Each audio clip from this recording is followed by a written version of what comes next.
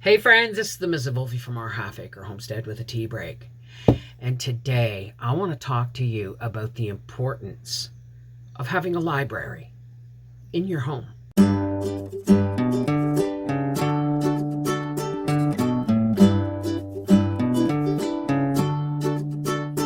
What I want to talk to you about today is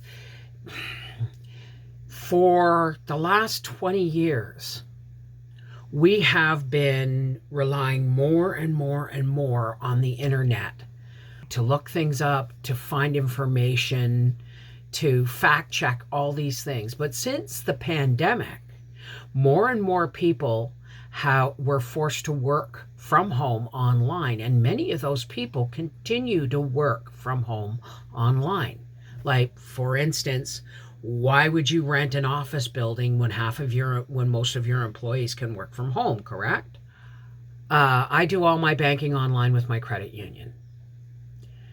All of Howie's paychecks, all our bill payments, everything is done online. I work online every single day. Here I am. There was the pitch to try and get students to work at home online with the pandemic. I don't know how that's all panning out post-pandemic, but we'll see. The very important point is, if they manage to get us to do everything online, pay our taxes, do our banking, work, doctor's appointments, education. I'm not going to even say what happens if the grid goes down. I'm not even going to say that, okay? Because that's just a given that what would happen if that went down. But there could be a more sinister side to this. If we're spending our lives working, trading, doing our taxes, doing our doctor's appointments, doing all of this stuff online, where are we going to fact check? Seriously, think about this. If everybody is doing their stuff, their education, everything online, bookless, how do we know that the information we're getting is correct? How do we know? I mean, already some things, and I'm not going to say it, but some things, some definitions, some words their definitions have been changed online. And unless you have a 20-year-old, 30-year-old, or 40-year-old dictionary, you're forced to accept that as truth. So here's what I'm talking about now. Everybody knows I went to the big community yard sale, and I got rid of a lot of books and a lot of movies and a lot of useless stuff that has no purpose in my life, right? It's just dust collecting crap, right? But here's what I didn't get rid of. Now, this is just a sampling of the books that are on my bookshelf that I will never get rid of. Why? Because the information is too important, and it's getting harder and harder to find correct information because most of our information is coming from the internet. And we've noticed that fact checking on the internet isn't even always accurate.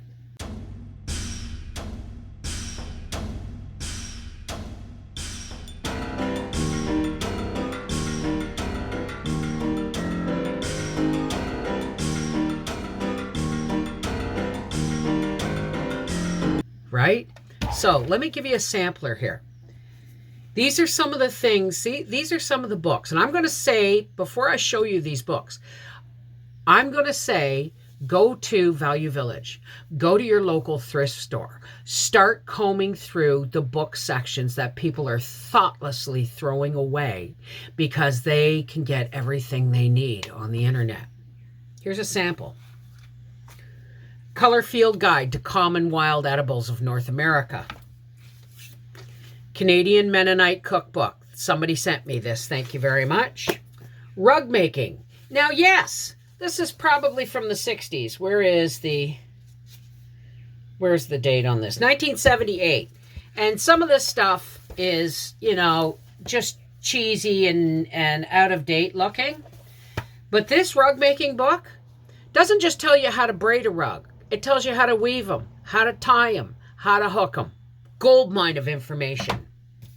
Herbs with color photos. This is not just a medicinal herb book. This is another book on edibles and wild edibles. Let's see. Eastern Canada edition.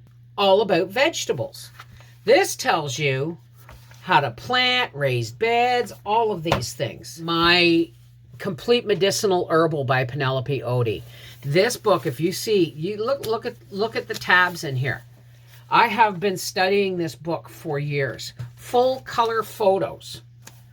And they don't just tell you what's medicinal. They tell you how to make the tinctures, the teas, the compresses, the salves, and the lotions. Vegetables and fruits. This is one of 5 books I got actually at a church rummage sale.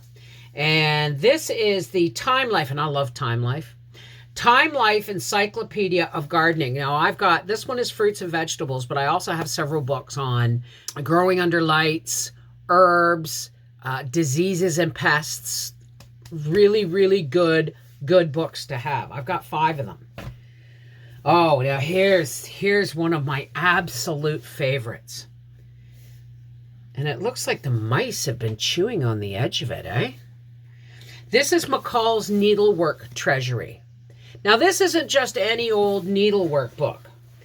This book, oh yeah, there's been mice in here. Better start putting traps out.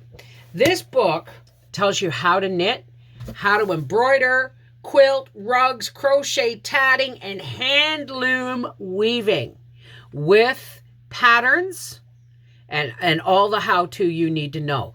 Really, really good book to have. Now, here's my absolute favorite, and I'm going to see if I can't. I think this one's marked for a reason here. Let me see. Yeah, okay, look at this, guys. This is a drawing my father made. Wow. Wow.